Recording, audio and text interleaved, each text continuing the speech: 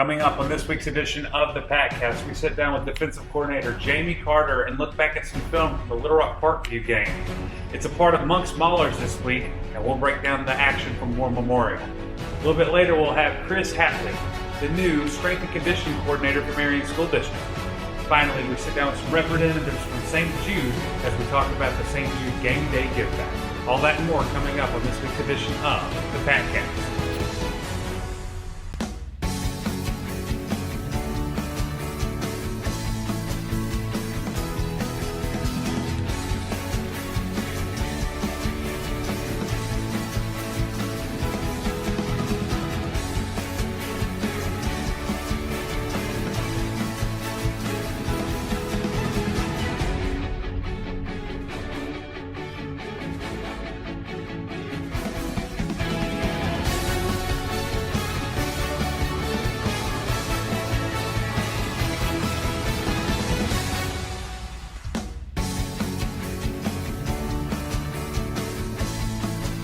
Welcome to the Patcast. This week's edition, we start off with a new face to the show, defensive coordinator Jamie Carter. First things first, for those that may not be familiar, just tell us a little bit about yourself.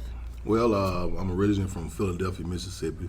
Born and raised there.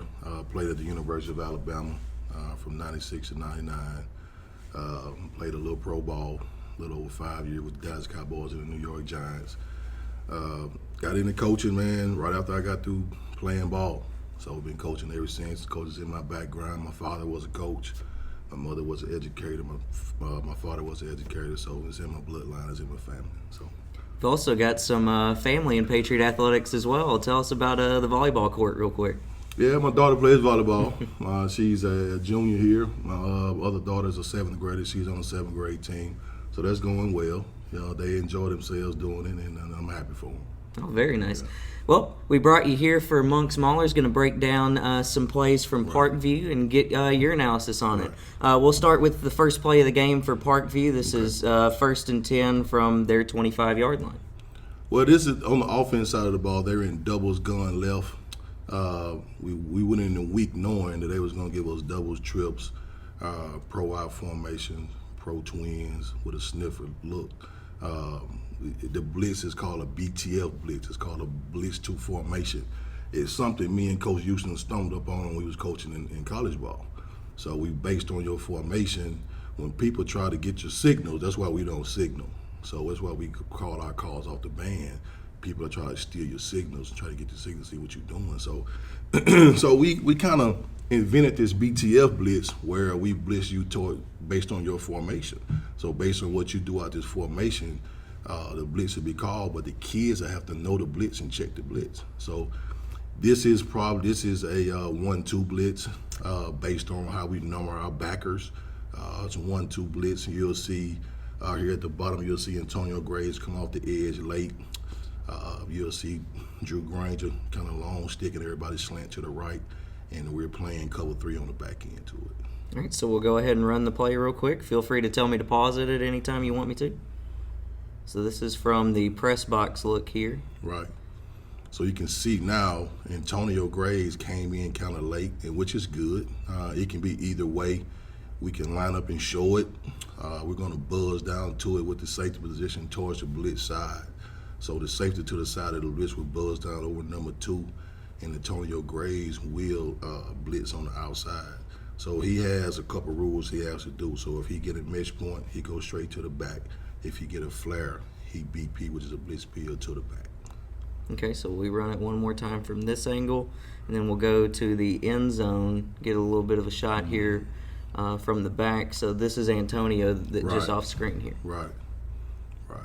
You'll see your defensive end try to long stick to A-gap.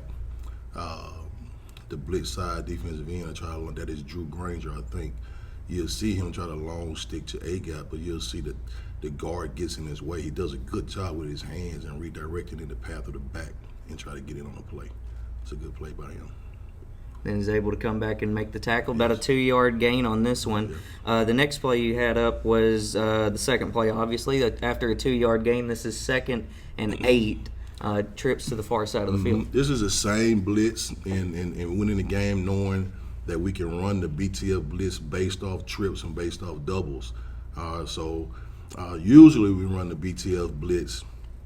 It's usually based off where the back is set and where the receivers are set, based on doubles and based off trips. So this week we wanted to come from the trip side, which is kind of unusual for us to do, come from the trip side based on what they did with the back. So this time you'll see Brandon Carey come off the end, and you'll have a long stick by Quay Daniels here. Okay, so we'll go ahead and run the play. This is a pass to the far side, almost like a screen there. Yeah. It's a good job by y'all. I think that's Brandon Hayes.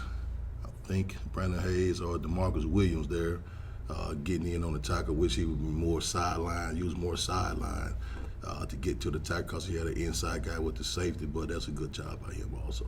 Okay, then we'll go to the end zone look as well. Same thing, you'll see Brandon Carey come off the edge. You'll see Quay Daniels get a long stick. You'll see the guard take away his A gap.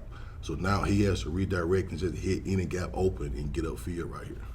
Alrighty, so then we roll it.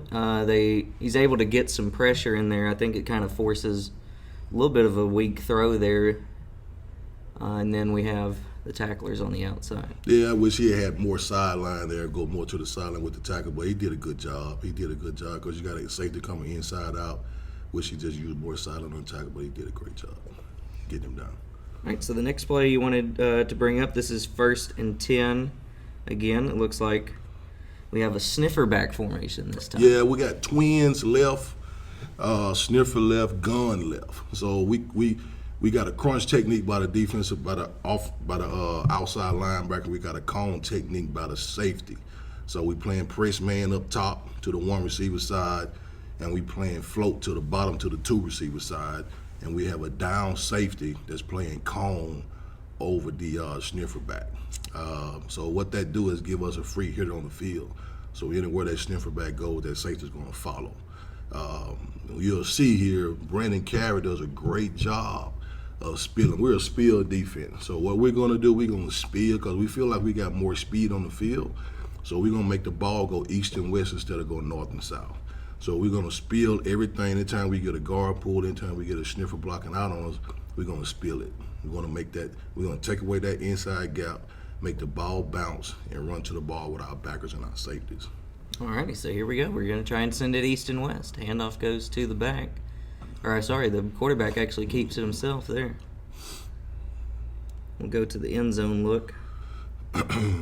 Also, you'll see on this play, it's a great job by Johnny Nichols here, which is a sophomore, just to make that clear. He's a sophomore. He's playing over the guard right. He does a great job with his hands. The back just kind of bounce around back here and finds a little hole in there and get north and get some yardage. But that's a great job by him with his hand. It's a great job by Brandon Carey up top, spilling the sniffer back that's trying to block out on him. All right, so the first person we'll take a look at here is Calvert. Yes, sir. We'll see what he does on this play. Great job. Yeah, able to get through that sniffer. Wish I could have got a holding call, but you know. Yeah, just a great job to get It's underneath. A great job. There's no gap. There's no gap there. If you roll it and you pause it right here, there's no gaps. You know, when you look at it, you have an A gap present right there, but if he hits it right now, the linebacker will feel. The backer just bounced around, and toyed with us a little bit. He just stuck his foot in the ground and just got some yards out of it. The other part of it we'll take a look at right here, the work on the guard. Yeah, Johnny does a great job using his hands, presses his hand, gets his hat in the B gap right here. The back knows he cannot go there because his hat is there. If he stays there, that's what we teach him. Just stay, play on the heel line right there. He has nowhere to go. So, like I say, the back just had enough time to feel his way through there and found a hole and gain some positive yards. All right, and one last play number 36. Again, 1st and 10. This is the I formation look from Parkview. Yeah, we knew we was going to get, this is pro twins. It is pro left, twins right, under I.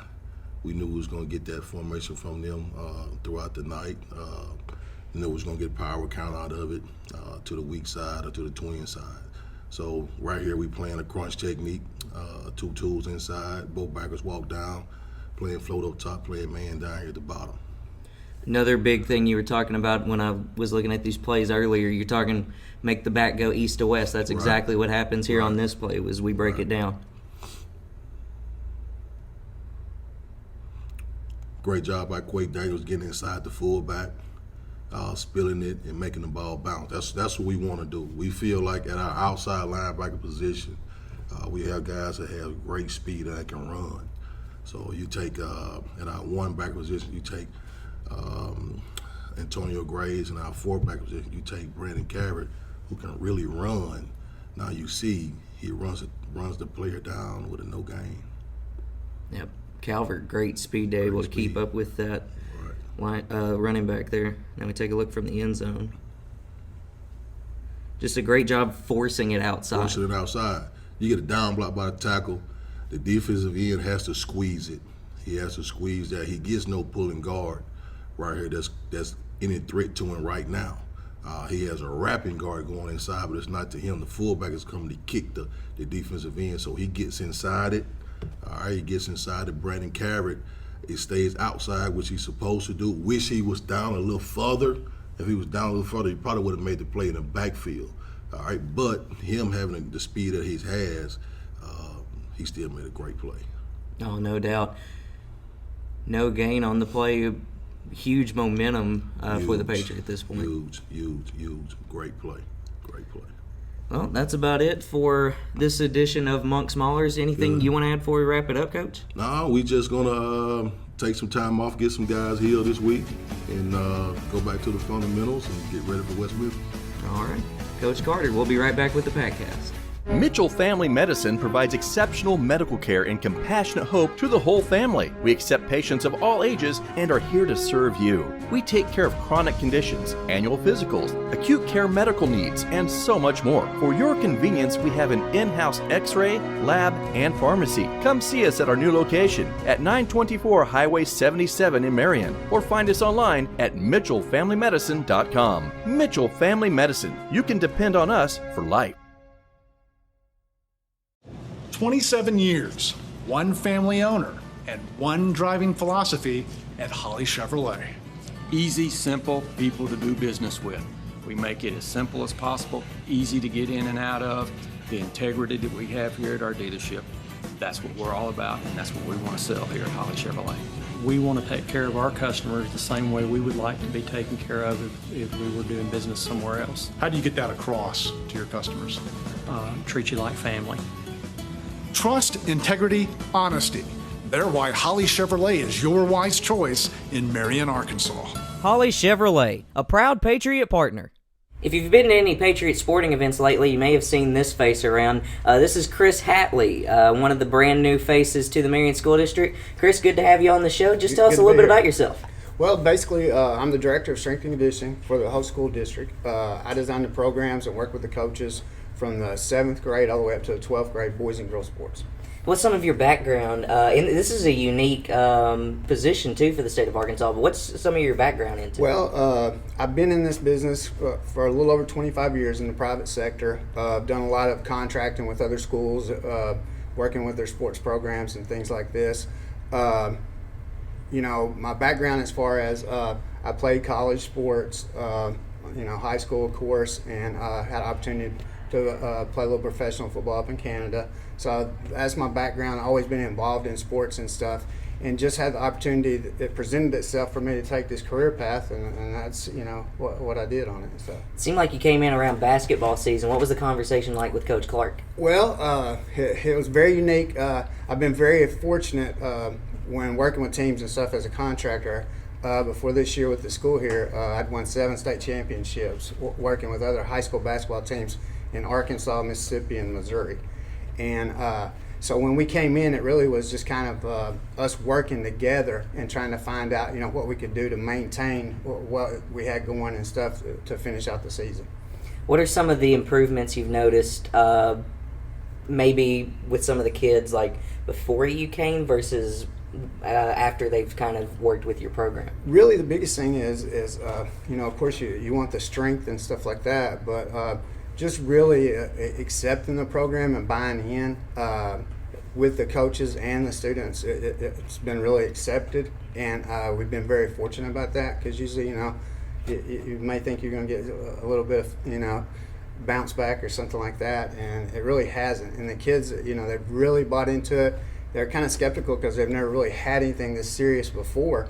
And then once they really started seeing their bodies change and improvements and what they, how they were changing, in their sport, then they've really bought into it 100%.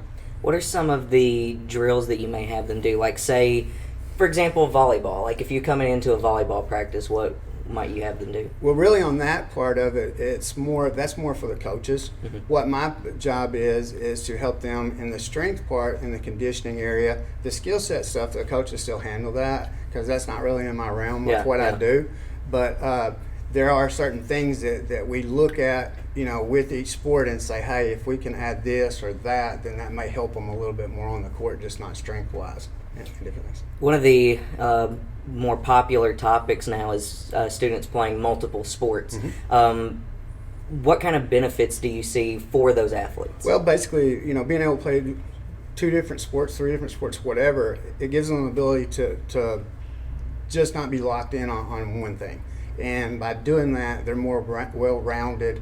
I think that's just kind of basically it. When they're able to perform at 2 different sports, they're doing 2 different things, and it's kind of working in that direction with it. All right. I can tell you're doing your job. Whenever I ask student athletes about the strength and conditioning, they usually roll their eyes. So that means you're definitely doing your job. The sarcastic eye rolls. Yes. What has been some of your favorite parts about working with the Marion athletes? Basically, it's just I enjoy working with the kids, and when the kids buy into it and stuff, that's really awesome. That not only are we, helping them with their sport and stuff, but we're also laying a foundation, maybe something to help them later in life. Because they, once they leave here, not everybody goes on to the next level and things like that. But if we can teach them some stuff that maybe help them just health-wise later in their life and continue, eating right or getting a gym membership and working out and stuff like that, that's really cool. Anything you want to add? No, that's it. That's about it. Okay. Chris Atlee, we'll be right back with the Patcast. Hello, I'm Pastor James Nichols at First Marion. We're under construction in our sanctuary building. We're excited about the changes that are on the horizon, but more than that, we want to help you construct your life in a way that honors God and brings blessings to you. We want to invite you to join us on November the 3rd at 10 o'clock as we dedicate our service to the ministries of Marion. Come and join us at First Marion, the church in the curve. Welcome home at Premier Bank of Arkansas, where they exist to serve all of your financial needs. But unlike the other banks, they do it with a down-home touch.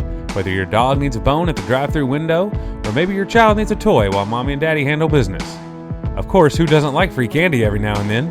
Maybe you need a loan, or perhaps just someone to root for the Patriots with you. Go Patriots! Go Pats! Go Patriots! With locations in West Memphis and Marion, they are here for you. They are your hometown bank. Go Patriots! Member FDIC, Equal Housing Lender, a proud Patriot partner. I have the distinguished honor now to be joined by 2 representatives from St. Jude Children's Research Hospital, Memphis, Tennessee. Mr. James Stafford and Mr. Justin Body from St. Jude have joined me to talk about the St. Jude Game Day Give Back as a part of this year's edition of the Hometown Showdown. Guys, thank you so much for journeying across the bridge and hitting this up this week. Let's just start with St. Jude. Very, very much a household name, especially in Memphis. What drew you to St. Jude initially? Oh, the mission. The fact that there's a hospital in Memphis, Tennessee that supports children and their families at no cost. Mm-hmm. To me, that's so impressive and such an inspiration that you have a beacon of hope right here in the city of Memphis. St. Jude Children's Research Hospital currently is leading the way the world understands, treats, and defeats childhood cancer and other pediatric illnesses. Currently today, families, when they come to St. Jude, never have to worry about receiving a bill for treatment, travel, housing, or food. Because all we want a family to think about is helping their child live in that crucial moment. Mm-hmm. So to me, that's highly important. Yeah. Anything different for you, or?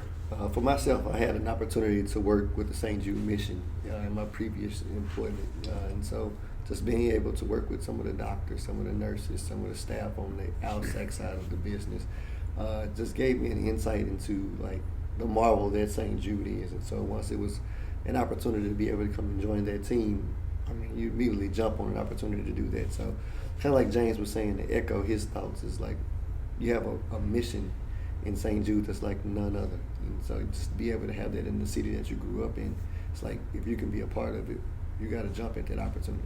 Okay. If I can, I would love to make this personal just for a moment. We've all seen those commercials with, Marlo Thomas and, the founder's daughter, Danny Thomas, and so many other actors and big names who try to humanize the stories of these cancer patients, pediatric illness patients. What about you individually? Is there an encounter or a story that can allow our viewers to see a very human side to the St. Jude Game Day Give Back? I guess for me, I've met a few different patients in my time at St. Jude, and to be able to see them on a daily basis coming through the hospital to talk to their parents through some of the times that we have activities and things, to just catch up and grow with families and meet them, and just be able to talk and hear about their struggles, their stories of being at the hospital, and knowing, like James said a few minutes ago, that at the end of their time at St. Jude, they never receive a bill. To be able to know that we're running programs like Game Day Give Back, where you get to involve schools, you get to involve churches, you get to involve organizations that are willing and ready to help donate money to make sure that those families don't receive a bill. It's an amazing thing. So it's more than one family that gets to benefit from a program like St. Jude Game Day Give Back. So pretty much every family at some point is benefiting from donations from the hospital. So just having Game Day Give Back is one of those ways to give back to the hospital. It's just a perfect way for us. And what about you? Do you have a personal encounter that's kind of inspired you to go maybe a little extra with the work, or is it just a culture? To me, it's the culture. When you're around people that are focused on the mission, focused on providing families with an opportunity to help their loved one, help their children, accomplish and fight through a tremendous ordeal, with having or being diagnosed with cancer. So having the opportunity to support them in the work that I do is completely inspirational.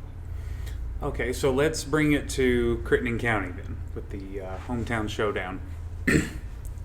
Mr. Grannon Gray probably showed up at your door and says, "I have this idea," which is a line that anyone who has encountered Grannon has probably heard. "I have this idea." What was your initial of the idea that two schools who are going to duke it out on the gridiron are going to set aside some differences with that gridiron to raise money for this incredible cause? To me, it shows compassion for the mission, for us to be across the bridge, to be able to bring awareness, to both high schools about the great work that's being done at St. Jude Children's Research Hospital, and then have both communities rally around that. Mm-hmm. Putting aside their differences when in regards to the game, mm-hmm. but to come together and do good together as two communities that are separated, between the hash marks. Mm-hmm. Creating an opportunity for a competitive environment to do something good for the children of St. Jude. To me, that's completely an inspirational moment. How unique would you say this is for St. Jude's fundraising efforts? I think Hometown Showdown is completely unique. We've never had a event like this to be able to say we're going to focus some attention on donating and raising money for St. Jude. So just to echo, I guess what James said a few minutes ago, was when Grandin came with the idea, to me it showed a commitment from both Marion High School and West Memphis High School to make sure that they were serving their student athletes holistically. Mm-hmm. So it wasn't just about a sport, but there's other things out here that are important in life. And so partnering with us to be able to do the Game Day Give Back through Hometown Showdown was like, we're committed to growing our student athletes in every way, not just educationally, but and on the field, but so that they can learn how to give back to the community as well. But like I said, this is unique to what we do. We usually, in my line and what I deal with professional, basketball.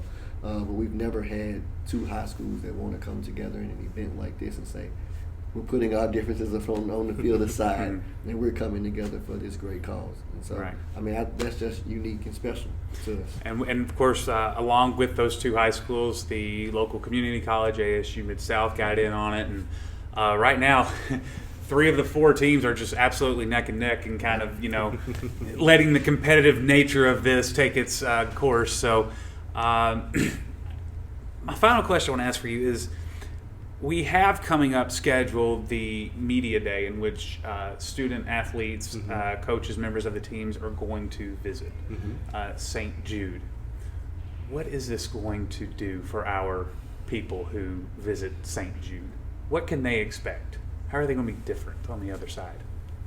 Well, once again, it'll bring them more close to the mission, to be able to see firsthand families, children walking through the halls, to really be inspired about the great work that's going on at St. Jude, because it is a fully functioning hospital. So they'll be taking a tour of the hospital and seeing some of the areas that patients have to go to for treatment, or even physical therapy, or even where they may eat.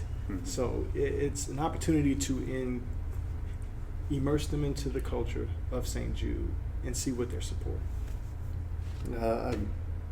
I could say the same thing that James said. I think once you come to campus, it puts everything into perspective for you. So you can sit here and raise as much money as you can for St. Jude, but when you when you go through that front gate of the hospital, I always tell people when we do tours, I call it the Disneyland of hospitals. So once you get there, you're going to feel this infectious spirit, and this spirit of hope, this spirit of we're going to conquer this thing. And once you get to walk into the hospital, and it's just not a normal place, so it's no solid colored walls. Everything's happy.